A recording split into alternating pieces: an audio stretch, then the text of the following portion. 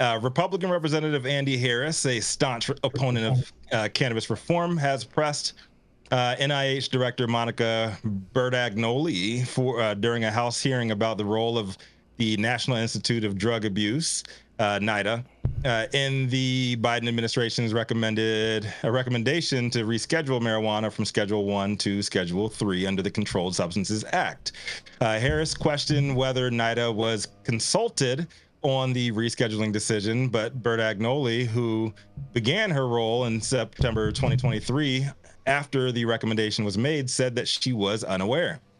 Harris has previously claimed that NIDA Director Nora Volkow opposes full cannabis legalization, citing her concerns about insufficient clinical research. However, his stance contrasts with NIDA's concurrence with the rescheduling recommendation, as stated by the Department of Health and Human Services. Volkow has also criticized Schedule 1 classification for obstructing cannabis and psychedelics research. Harris, who has also championed measures to block marijuana sales in Washington, D.C., reiterated that his belief that cannabis reform is harmful, regardless of political implications, is called for HHS and FDA scientific standards misguided, and urged the DEA to reject the rescheduling proposal altogether, arguing that it poses public health risks.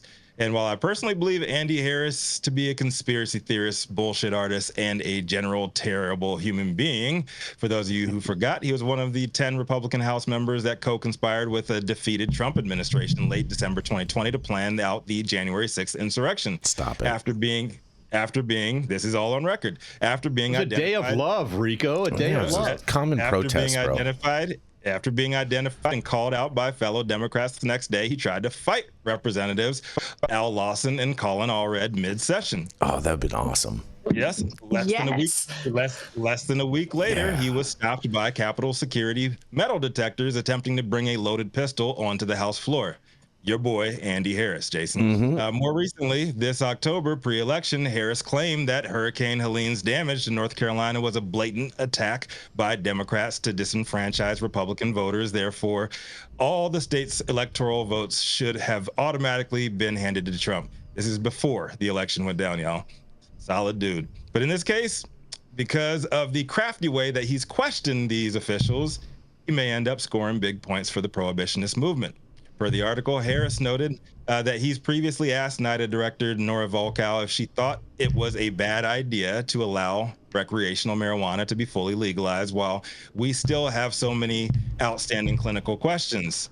And he claimed that she agreed it's probably a bad idea, while acknowledging the Bertagnolli started running NIH in September 2023 after the U.S. Department of Health and Human Services completed its scientific review and recommendation for rescheduling.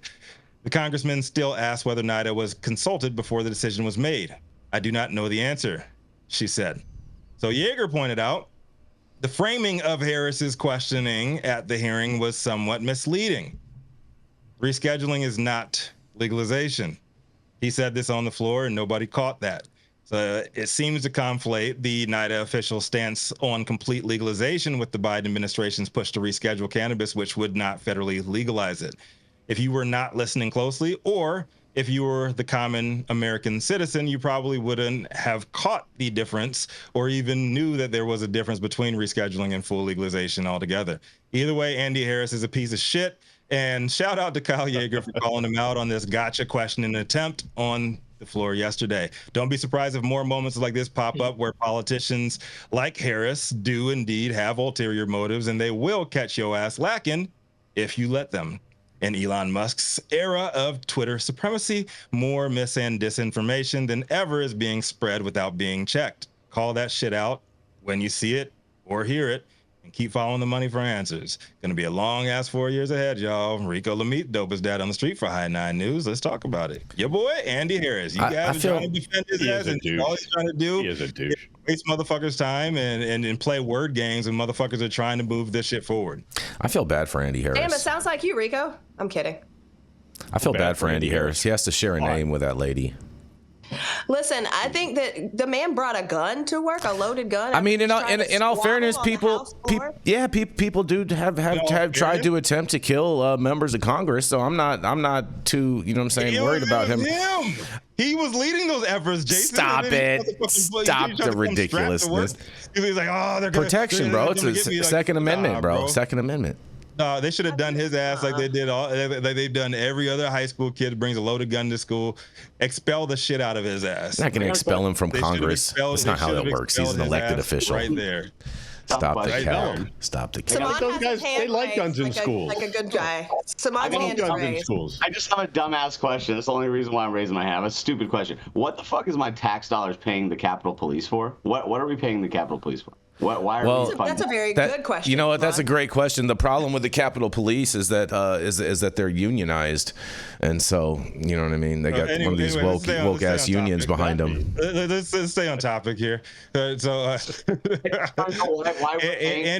Harris is out there saying like, you told me that legalization was a bad idea. He caught Laura Volkow up because she was prepared for the legalization versus rescheduling thing, and now she looks like a dumbass. And watch him post this shit all over the internet. See? Got her. Gotcha. See? They don't know what they're talking about. These people are endangering the youth. We need to save the children. Save the children. And Jason Beck feels bad for the children. Jason Beck feels bad for this man because his last name. If I may. Please, Yarrow, please. Simon, we are paying the Capitol Police to get trampled occasionally on January 6th. That's right. We are absolutely, Jason, elected officials still have to abide by rules in order to maintain their position as an elected official. I don't think we want elected officials in Congress have immunity, diplomatic immunity. I got the talking stick and it's a vape pen. You got the talking hardware. You mind your P's and Q's. He's got that D8. He got that D8 pen. Ooh. Stop it! I'm in NorCal where the terps flow freely. I don't think we want elected officials bringing guns to work because it's not like all of them have close quarter combat training. I do not want some old frail motherfucker thinking that just because he has a 40 caliber Kimber, he's going to be safer and I'm going to be safer because it's tucked between his briefcase and wherever. Okay. So the next thing is Rico did a good job of making this partisan. I know you guys make him wrong for that, but I don't understand why three of you, I think, interrupted him during his article. Because if y'all do that to me, I'm going to go batshit and you won't be able to put me back on the shelf. There was no interruptions. There was. Oh, there were 3 interruptions, Jason. There was no interruptions. It was just some commentary. Just some commentary. How do you do commentary on commentary? You're supposed to wait, brah. Okay, so then the next thing is, I don't think it's a partisan issue that we have a lot of the establishment that doesn't want to see cannabis descheduled or rescheduled. And so this guy, to me, doesn't represent the Republican Party. I don't necessarily think it's fair, Rico, every time someone has an R at the end of their name to say that they're Jason's boy, okay? And I called him his boy after he defended him. That's when I called him his boy. I hear you. And if I had been interrupted as many times as you were in my article, my eyes probably would have just tilted back in my head. And I think we need to really think about how a lot of these politicians and policymakers are giving lip service to change on either side of the aisle, whether they're talking about increasing funding for understanding the clinical benefits, or we're talking about the economic revitalization of industrial areas where manufacturing is no longer part of the economy, but growing the good indoor and tearing it up with some LEDs is still a viable business plan. There's a lot of lip service going on. A lot of these people are just entertaining the idea. They're putting a toe in it to look like they're kind of curious. And I don't think a lot of them are really going to push push this forward. And I think that's a problem that's bipartisan. And I think we're seeing it on both sides. And I think we've seen this election and there's a pendulum swing. But let's be really clear. You know, if we were going to grade the Biden administration on the last 4 years, I can't say that Trump is going to be that much worse. He's definitely not. It's going to be way so much better. Son of a bitch, I agree with Yarrow again. No, and you know what? Look at that. It's trending. I don't think anybody is giving the Biden administration high grades on anything. I mean, are we? No. Have we? Have we ever? Infrastructure, stop it, Todd. Look at all the potholes in LA. You can give the Democrats a top grade in infrastructure if their life depended on it. I think they have. I think they have. Comma, not a period. But okay, go ahead. I think they have. I think they have a lot more positives than they know even how to promote. But I don't think anybody's giving them a high grade. They have a marketing problem. They have an outreach problem. They just got all kinds of problems, and they don't have any kind of what was your favorite word you just brought up a second ago, Saman? UNITY. Yeah, they have a unity problem. They got a unity problem. Yeah, they do. And I too would agree with you, Yarrow. I really don't see much changing over the next 4 years under Trump.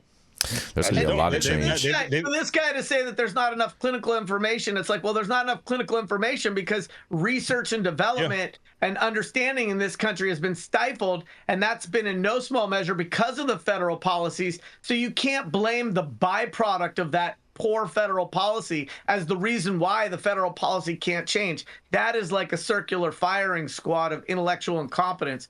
So that makes him qualified to be a member of Congress because I think Andy Harris would be. I think Andy Harris would approve of a circular firing squad. That's for sure. Oh boy, jeez, Louise, like nation ball. He brings loaded guns on the House floor, bro. Like he think he's exactly what he was going for on January 12th. Just because he brings a loaded gun to the House floor doesn't mean that the floor of Congress is all of a sudden the OK Corral, Rico. Well, he was trying to make it the OK. Bringing a gun and brandishing a firearm is two totally different things. He didn't pull it out on nobody. Of course, because the Capitol Police stopped his ass from doing just that, Saman Razani.